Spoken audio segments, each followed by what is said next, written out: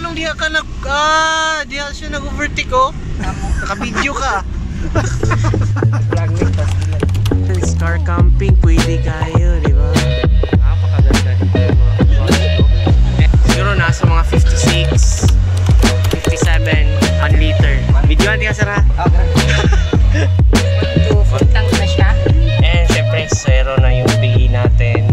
Nasa boundary na po tayo ng unexpected travel and journey po tayo today. So, pag-gas mo na si Maui para hindi maalanganin. Mga pamangkin ko. My beloved pamangkin. There you go.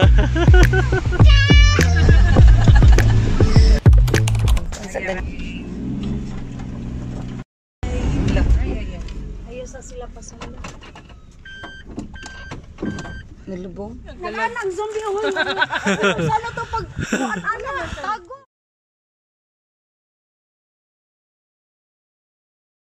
Hello, what's up? Good morning. It's your boy JR of JR TV. Happy Sunday mga kapadi. So today we are off. We go to Gensan, General Santos City. First travel ni Grey Worm natin. Day 17 natin going to Gensan. So let's see kung ilang kilometer per odo po yung ano niya. Kakainin niya maya. Idol. So yun lang. So let's go. Alright.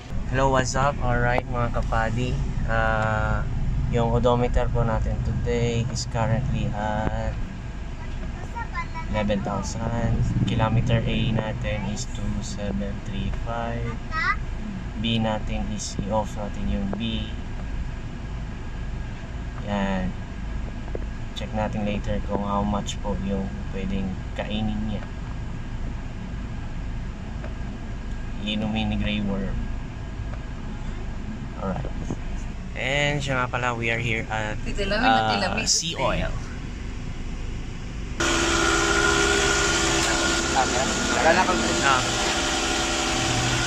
Yung gasoline po natin today is 1,500. Check natin kung how much po yung pwedeng abutin, no? And currently, siguro nasa mga 56, 57, 1 liter ng premium special sa Sea Oil. Alright, nasa mga 24 liters, 1,200 lang kay Mami Gasolina. Okay ra sir? Okay ra. Videoan ti ka sir ha? Okay. Okay, para natay documentary ani ato scanan ba? Di ba? 1 full tank na siya. Okay na, may gas dahil. Dali ra din ni So, makuan. right, so Wala man siya na full oh. Ha? Full na siya. Okay. Alright, so ayun, mga pods. Check na lang natin tong kilometer per ano. I-off down na. Try natin off to. Thank you. Sige boss, salamat. Yan. Ayan. Yan, dyan na lang tayo magbabase. So apparently 11,000 for 114,000 yung kilometer Ang PRC natin. rin, maguba-guba, Tapos no? nasa mga 2,700. Need na din tayo magpa-PMS after ng biyahe natin. And syempre, zero na yung BE natin para ma-check natin kung ilang kilometer from Digos to Gensan. And then, naka-0-0 na din yung kilometer per liter. So, try natin check kung ilang abutin po. Okay po, kada ilang nana. Alright. There you are. So we are off we go. Let's go. Our most gracious God, we thank you Lord for today. We thank you for all the blessings that you've showered upon us, and we thank you for all the good things that you've done for us. Lord, session of our Mother Mary. Amen. Amen. You know, excited ang lahat, especially si baby. We are going to Gensan, General Santos City. Let's go. Ayun. Alright, so in this video mga kapadi is just a review lang naman ng ating fuel consumption from Digos to General Santos City at kung ilang bars or kilometer per liter ang kakainin niya. Let's go. Alright mga kapadi. Apparently, we are here at Gihingnak. So, pakita ko lang sa inyo yung current na bars sa gasoline natin today. This time, alright? So full po yan mga kapadi. So we are going to Gensan. So let's see kung mga ilang bars yung pwedeng kainin niya.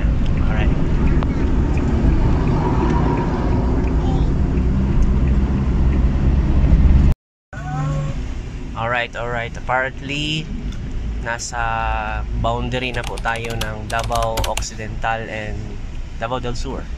Yan, daghang salamat. Balik-balik ka mo. Yes, sir. Yan, so mga kapadi, it's been a while since nag-ride tayo papuntang Jensan, no? General Santos City, and especially unang-unang biyahe po ito ni Grey Worm, yung DA-17 natin na Triptonic Manual Chani. So all about expense lang po ng gasoline consumption natin today, and syempre may mga unexpected travel journey po tayo today na include po natin dito mismo sa video na ito. And syempre, don't forget to like, share, and subscribe. God bless po.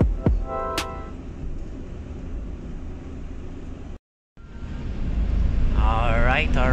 So, we are now here at Padulong na Taglagaw, or going to Lagaw na ta, mga kapadi. So, apparently, yung gasoline natin ngayon, charan! 1 bar lang ang nakuha. Alright, there you have it. Alright, the moment of truth. There you are. Okay, so ayan. Nasa mga 91 kilometer po ang Digos to Jensan. So, ayan, the moment of truth. Nasa mga 18.1 kilometer per liter po yung kuha natin. And then, the fact that 2 bar lang yung nakuha. Yun lang naman. There you are. Oh. So, ayun, a quick kuha lang naman review regarding on fuel consumption natin kay Grey Worm from Digos to Jensan. And, syempre, a short video lang naman for another Sunday's best today together with my family. Iba talaga yung bumiyabiyahe tayo kasama yung family, at the same time kasama ditong sasakyan natin na si Grey Worm. So far so good. 2 bar lang po ang nakuha ni Grey Worm na gasolina sa ating gasoline consumption. So try natin i-compute later kung magkano talaga yung inabot na kilometer per liter po niya. Yung kanina, yung pinakita ko sa inyo na 18.0 kilometer per liter, somehow hindi pa yon accurate yata. If ever accurate man lang, ay try lang din natin mag-compute. So yun lang. So ganun lang. Anyway, it's a day of Sunday and we will cherish this moment pa din. And hakot lang naman ng mga gamit para sa pamangkin ko pauwi ng Digos. So yun lang. God bless po sa lahat. Let's go. Alright, what's up again mga kapadi, and we are off, we go to Pulumulok. Alright, so ayan, pag-gas up muna natin si Maui, Day 64W, yes sir. Alright, dito mismo sa Pulumulok, Tupi. Pulumulok. Nadia, gitar. There you are. Alright mga kapadi, another extension pa pala ng ating vlog today.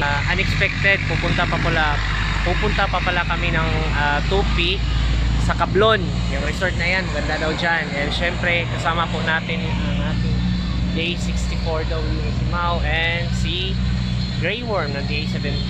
So pagas mo na si Maui para hindi maalanganin. Si Grey Worm, no problem, as you can see naman sa gasolina kanina. Oh, there you are, mga pamangkin ko. My beloved pamangkin, there you are. Alright, so yan, no problem sa ating gasolina, no? Okay na okay yung gasolina natin. Then 2 bars lang yung nakuha. So yan, it's been a while since nandito po ako nagtatrabaho dati sa Pulumulok, sa Bansalan Cooperative Society. So shoutout sa mga taga PCS din ha. God bless sa inyo ha. Alright, so keep it up. Yes sir. Alright, so we are here at Cablon, Tupi, South Cotabato, going to SG Farm po ito mga kapadi. And as you can see sa road natin, para kang nasa dagat, kaya enjoy na enjoy yung anak kong si Baby A-Ram. So as you can see, hindi ko din alam kung bakit ganito yung road dito. So comment down below kung anong reason. Yes sir.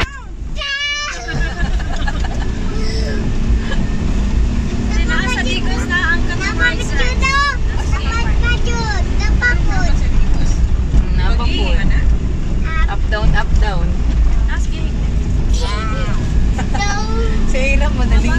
Nagtulsa kayo! Nagtulsa kayo!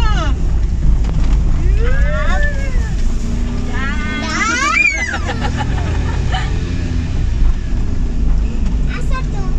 Kanan ako to! Yaw, ini dalanan. Gani. Ito yung mga nila lang, di ba doon ba yan? Up! Para dili ko sa bahaya sa mga tanong.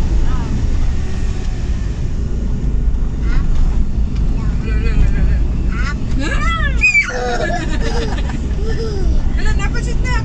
Dagko kayo! Dagko kayo. Dagko kayo!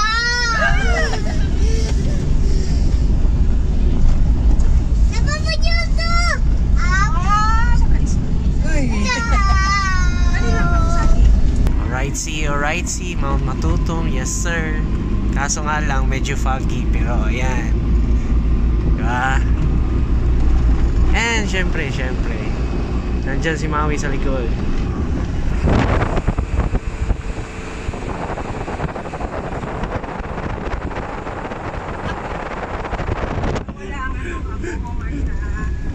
Walo daw today. Wala. Pabor sa wala. Ah. Unahan. Yan, so medyo matarik mga kapadi. Yan. And so far so good yung bars natin. Isang bar lang yung nakuha. Shoutout sa mga naka-DA17 Triptonic dyan. Alam nyo na. Uy, anong diha ka diha siya nag-overtake oh. Tamo. Naka-video ka. Vlog ni, tas ilan.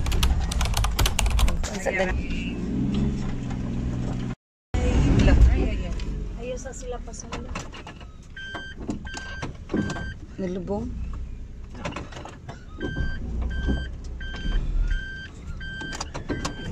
Kasi nalubong. Nalubong siya. Hindi, baba ko be. Sorry.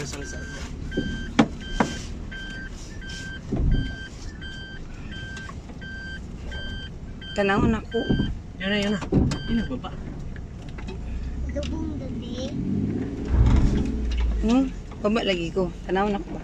Matapang ka ng kuya o pasang Yan na. Latsa.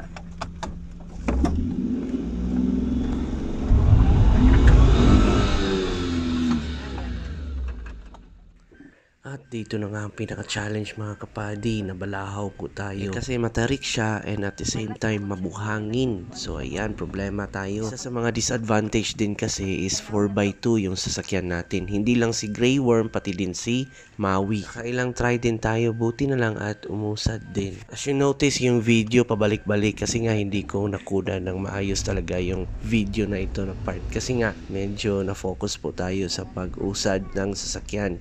Anyway, yung dalawang sasakyan naman, good to go na naman. Yes, sir. Naunsan ako sila Pia. Yes, Pia, kay Murag, ang simaw manggod, kusgan kina, kinaon ni Turpugod. Nanaw sa silpi ako.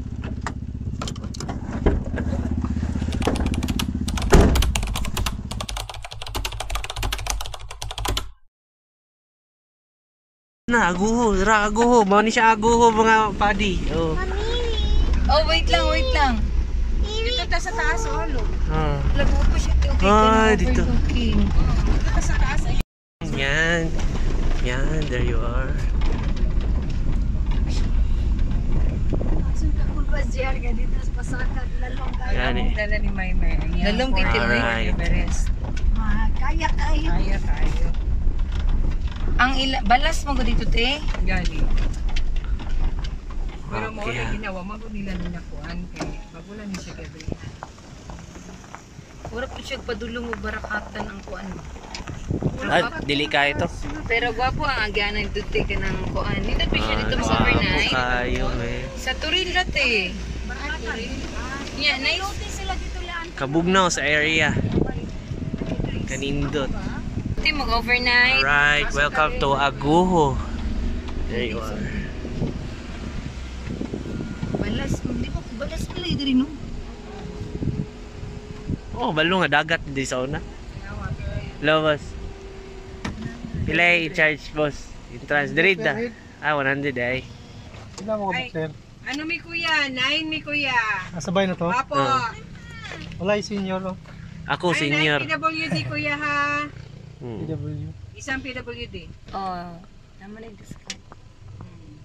9. Tanawan siya na sila. Isang kwan. sunod diri no. Oh, gani. 9 mo zero? Oh, 9. Isang kwan. Oo. So, umauday ni mga rate nila mga buddy. Camping ka na, pwede na siya mag-camping. Entrance, car camping, pwede kayo, di ba? Tent space, tent rental, pwede na car camping, oh. Gitara sila. Sus, nindot, dahil diri. Boss, tagarigos mo. Pareha sa Ano sa Barangay. ito isa sir? PW2? Oh, PWD isa. Oh. Pero magkakay ka pa. Tikuan lang, entrance lang. So, tapos there you papayan have it. mo ang katong dako. Alright, what's up mga kapadi? Andito po kami ngayon sa Agoho. As you can see, napakaganda dito mga kapads, no? And the best thing is, may available kasi dito or pwede po kasi dito ang car camping. So sa mga car enthusiast, car camping enthusiast dyan, punta kayo dito sa Agoho mga kapads, napakaganda. So as you can see, there you are. Si Gray and si Maui, medyo napalaban po ang dalawa kasi nga 4x2 lang yung mga sasakyan natin, hindi po 4x4, and medyo sun yung patarik kanina, so yun, medyo nagkandalisod in Bisaya term. So there you are, yan si Maui, yung legendary Maui natin, and si Gray, there you have it. Car camping in the house, yo. There you are. Nice. Ayan, so siguro enjoyin muna namin yung moment namin dito. So pupunta lang kami doon sa itaas and balik kami dito mamaya para magkape-kape. Yes sir. There you are. Sila ate. Yay. Stilan, nagpicture-picture ng isa. Gihatag na kung susi. In this moment in time mga kapadi, hindi ko alam na may surprise pala si ate sa akin. Kung nakita nyo yung last episode natin, ang Sunday's Best natin, yung nawala yung ring ko, si ate kasi yung nag-sponsor namin noon. I am forever thankful talaga din po. And yun nga, pinalitan din ni ate yung ring natin. Thank you ate, salamat po ng marami. Ang naasulod ya, monster na, vampira. Naglanang zombie ahoy. Sana to pag kuan-ana, tago. Hindi ko lang na videoan all throughout yung mga surprises nila sa amin, pero I am very thankful talaga. May clips lang po akong ilagay dito later para makita po ninyo. Unexpected journey and unexpected surprises talaga, literal. Thank you so much Agoho Arboretum, and syempre kina Ate Gra. Yes sir.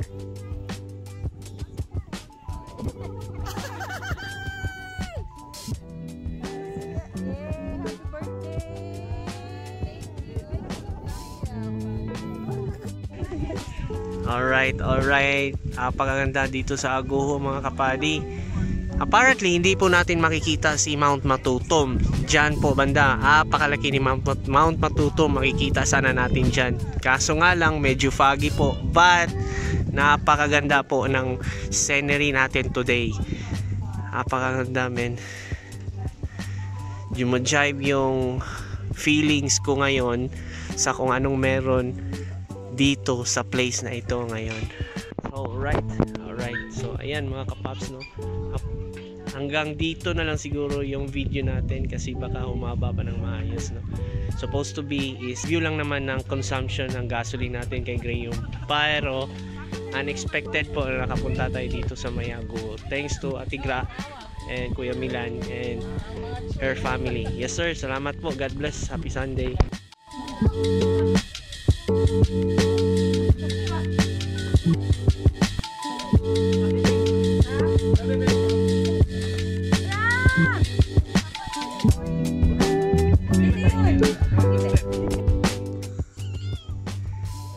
Alright. Andun po ang dalawa. Yes sir. Bali, dyan lang po pala ang car camping area.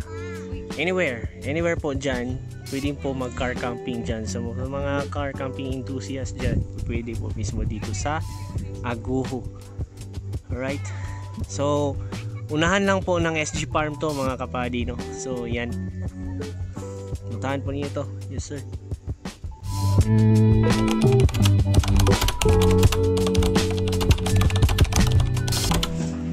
So Alright, nating gawin si Mao. Aking gamit niya, full pack po ng masyado. Yan. Then, yan po. The best pa din kapag once may roof rack carrier ka. And, syempre, hindi rin pahuhuli si Gray. Ito, full pack din to si Gray. Silipin natin mga kapadi. No? There you are. Alright. So yun lang. That's all folks. Yes sir. We are going home to Digus again. And we are now here at Gensan, General Santos City.